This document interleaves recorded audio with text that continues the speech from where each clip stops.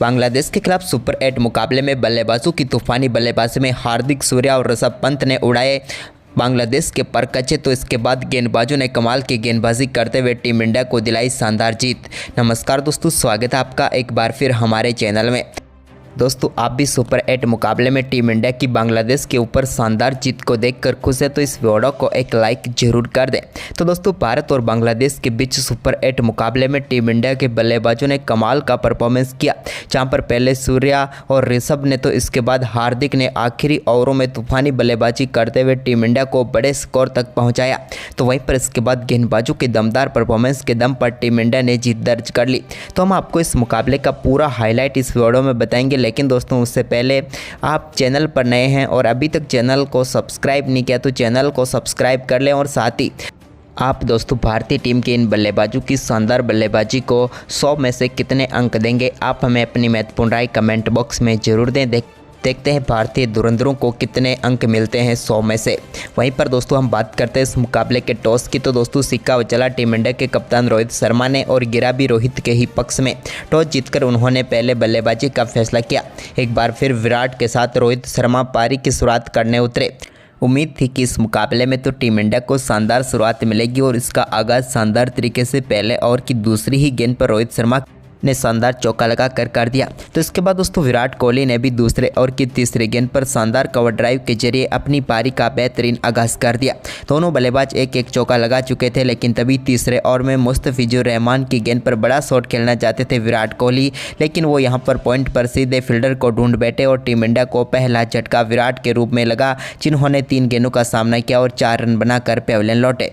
लेकिन इसके बाद रोहित शर्मा ने दमदार बल्लेबाजी जारी रखी और चौथे ओवर में उनके बल्ले से लॉन्ग ऑफ के ऊपर से एक शानदार चौका देखने को मिला। तो वहीं पर इसी ओवर की तीसरी गेंद पर शानदार शॉट खेलते हुए उन्होंने गेंद को स्क्वायर लेग की तरफ एक बार फिर से चौके के लिए बाउंड्री लाइन के पार भेज दिया और चौथे ओवर में 2 बेहतरीन चौके रोहित शर्मा ने जड़ दिए। इसके बाद दोस्तों दूसरे छोर पर मौजूद थे ऋषभ पंत, लेकिन इसी बीच साकिब अल हसन 5वां ओवर डालने आए तो उनके ओवर की पहली गेंद पर रोहित शर्मा ने बैकफुट से गेंद को मिड विकेट के ऊपर से छक्के के लिए स्टैंड में भेज दिया और टीम इंडिया के लिए इस मुकाबले का पहला छक्का जड़ा।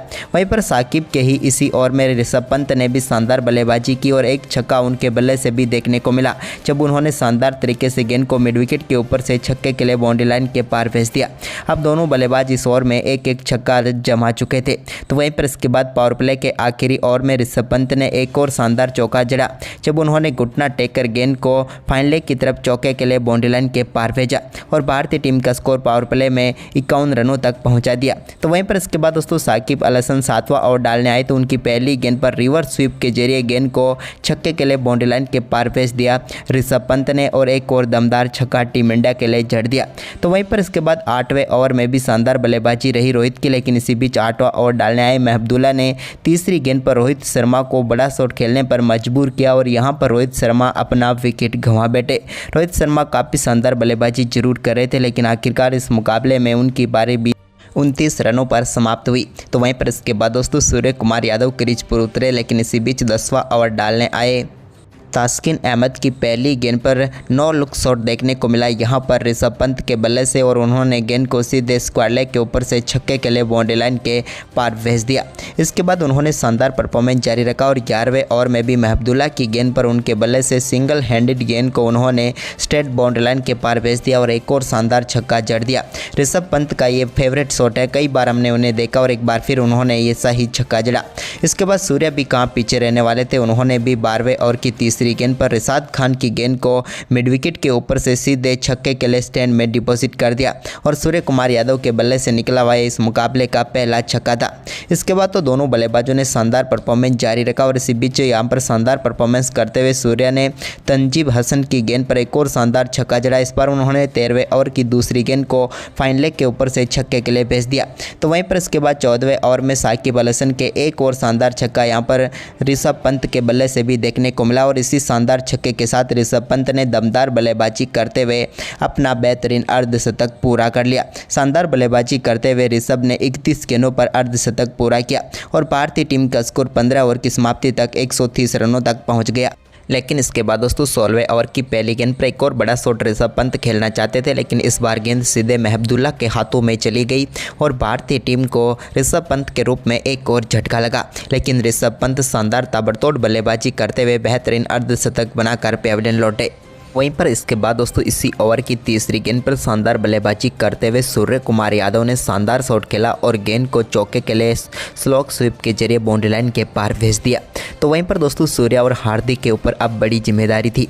अब आ चुका था ओवर नंबर 17, लेकिन साकिब अल हसन के इस आखिरी ओवर की पहली गेंद पर शानदार शॉट खेलते हुए गेंद को मिडऑफ की तरफ चौके के लिए भेज दिया हार्दिक पांड्या ने और शानदार शॉट के जरिए उन्होंने चौका जड़ दिया।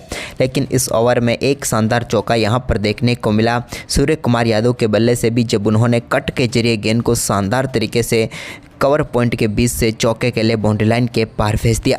लेकिन इसके बाद 18वां ओवर मेहंदी का था और इस ओवर में सामने आ गए हार्दिक पांड्या। मेहंदी की पहली गेंद पर हार्दिक पांड्या ने बड़ा शॉट खेलते हुए गेंद को लॉन्ग ऑन के ऊपर से छक्के के लिए बाउंड्री लाइन के पार भेजकर इस ओवर का शानदार आगाज टीम इंडिया के लिए कर दिया। लेकिन दोस्तों उन्होंने दूसरी गेंद को भी नहीं छोड़ा और दूसरी गेंद पर भी एक और बड़ा हिट उनके बल्ले से देखने को मिला, लेकिन इस बार गेंद सीधे लॉन्ग ऑफ के ऊपर से छक्के के लिए बाउंड्री लाइन के पार गई। यानी कि 2 गेंदों पर लॉन्ग ऑन और लॉन्ग ऑफ को उन्होंने टारगेट किया। लेकिन दोस्तों ओवर की तीसरी गेंद को भी उन्होंने नहीं छोड़ा और इस गेंद पर भी उनके बल्ले से एक और दमदार शॉट देखने को मिला और इस बार मिड विकेट के ऊपर से छक्का लगाकर हार्दिक पांड्या ने 3 गेंदों पर 3 बड़े छक्के इस ओवर में जड़कर पूरी तरीके से इस ओवर को भारतीय टीम के पक्ष में कर डाला।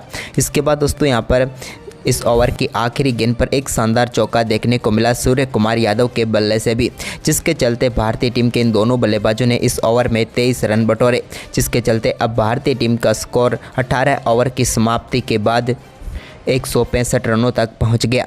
तो वहीं पर इसके बाद एक और शानदार चौका यहां पर 19वें ओवर की पहली गेंद पर हार्दिक पांड्या के बल्ले से देखने को मिला।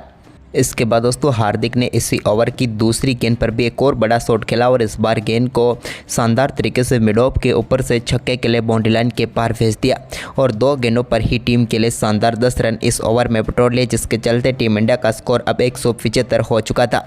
लेकिन ओवर की तीसरी गेंद पर उन्होंने बैकफुट से एक और कमाल का शॉट खेला, जहाँ पर गेंद को खोद कर निकाला और फ्लैट छक्के के लिए लॉन्ग ऑन के ऊपर से बाउंड्री लाइन के पार भेज दिया। हार्दिक पांड्या दमदार बल्लेबाजी के चलते मात्र 10 गेंदों पर ही अब अपना स्कोर पहुंचा चुके थे 37 रनों पर।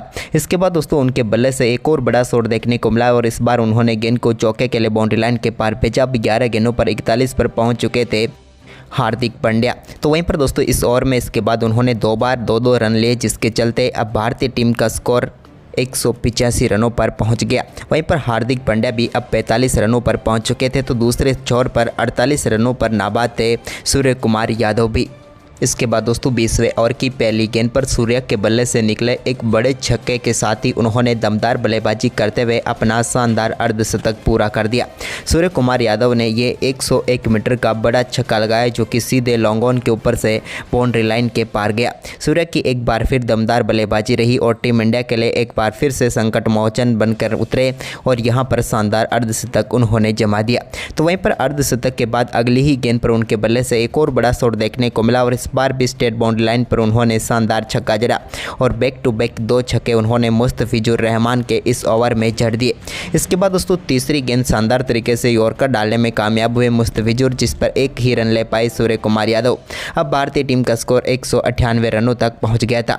लेकिन दोस्तों दूसरे छोर से आक्रामक बल्लेबाजी कर रहे हार्दिक स्ट्राइक पर थे, तो उन्होंने एक यॉर्कर गेंद को एक बार फिर से सामने की तरफ छक्के के लिए बाउंड्री लाइन के पार भेजते हुए दमदार बल्लेबाजी करते हुए अपना बेहतरीन अर्धशतक हार्दिक पांड्या ने भी पूरा कर लिया और टीम इंडिया के लिए तूफानी बल्लेबाजी की, जिसके चलते भारतीय टीम का स्कोर भी 200 रनों के पार पहुंच गया। तो वहीं पर इस मुकाबले में आखिरी गेंद का सामना एक बार फिर सूर्या कर रहे थे, लेकिन सूर्या ने इस आखिरी गेंद पर भी शानदार शॉट खेला और गेंद को एक बार फिर से छक्के के लिए बाउंड्री लाइन के पार भेजा और इस छक्के के साथ ही इस मुकाबले की इस पारी का अंत सूर्या ने अपने ही अंदाज में किया और भारतीय टीम के स्कोर को उन्होंने 210 रनों तक पहुंचा दिया और 211 रनों का विशाल लक्ष्य टीम इंडिया ने बांग्लादेश की टीम के सामने रखा। इस लक्ष्य का पीछा करने उतरी बांग्लादेश की टीम के लिए पहली गेंद पर शानदार चौका जड़ने में जरूर कामयाब हुए लिटन दास, लेकिन इसके बाद दोस्तों यहां पर शानदार वापसी की अर्शदीप सिंह ने और यहां पर बोल्ड करके उन्होंने लिटन दास को पेविलियन भेजकर टीम इंडिया को पहली सफलता दिला दी। लिटन दास इस मुकाबले में कुछ खास नहीं कर पाए और सिर्फ एक चौका लगाकर वो पेविलियन लौट गए।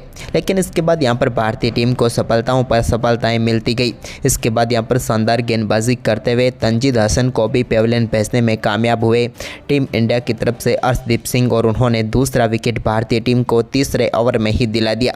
इसके बाद दोस्तों नजमल हसन सांतो भी बड़ा शॉट खेलने के चक्कर में अपना कैच सीधे हार्दिक पांड्या को थमा बैठे और यहां पर उनको मोहम्मद सिराज ने चलता किया और भारतीय टीम को तीसरी सफलता भी मिल गई। यहां पर नजमल हसन सांतो यानी कि इस टीम के कप्तान के रूप में भारतीय टीम लगातार इस मुकाबले में अपनी पकड़ बनाई हुई थी और इस टीम की तरफ से सबसे इन्फॉर्म बल्लेबाज को पेविलियन भेजा टीम इंडिया के अक्षर पटेल ने।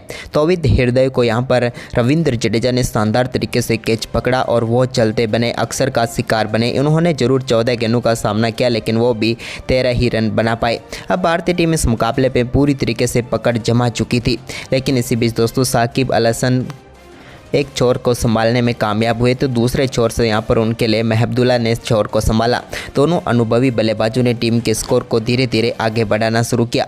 हालांकि ये जीत तक नहीं पहुंच सकते थे, ये कन्फर्म था, लेकिन टीम के स्कोर को सबसे पहले इनकी चुनौती थी 100 रनों के पार कराने की और इसमें ये दोनों बल्लेबाज जरूर कामयाब हुए। जहाँ पर साकिब अल हसन ने 34 रनों का महत्वपूर्ण योगदान दिया तो वहीं पर महबुदुल्लाह ने 28 गेंदों पर 40 रनों की पारी खेली। इन दोनों की शानदार बल्लेबाजी के चलते ही इन दोनों के बीच हुई 60 रनों की पार्टनरशिप ने इस मुकाबले में थोड़ी सी वापसी जरूर करवाई, जिसके चलते यहां पर 100 का आंकड़ा छूने में कामयाब हुई बांग्लादेश की टीम। लेकिन इसके बाद दोस्तों इनको भी पेविलियन भेज दिया। जसप्रीत बुमराह ने साकिब को आउट किया तो महबुदुल्लाह को एक बार फिर से यहां पर पेविलियन भेजने में कामयाब हुए अर्शदीप सिंह और भारतीय टीम के इन दोनों बल्लेबाजों ने पूरी टीम को 122 रनों तक रोक लिया। हालांकि ऑल आउट नहीं हुई बांग्लादेश की टीम, लेकिन अपने 9 महत्वपूर्ण विकेट गंवा दिए 122 रनों पर ही और भारतीय टीम ने इस मुकाबले में दमदार परफॉर्मेंस करते हुए ऐतिहासिक जीत दर्ज की। तो दोस्तों आपको ये मुकाबला कैसा लगा हमें अपनी राय कमेंट बॉक्स में जरूर दें और इस वीडियो को शेयर करें। धन्यवाद।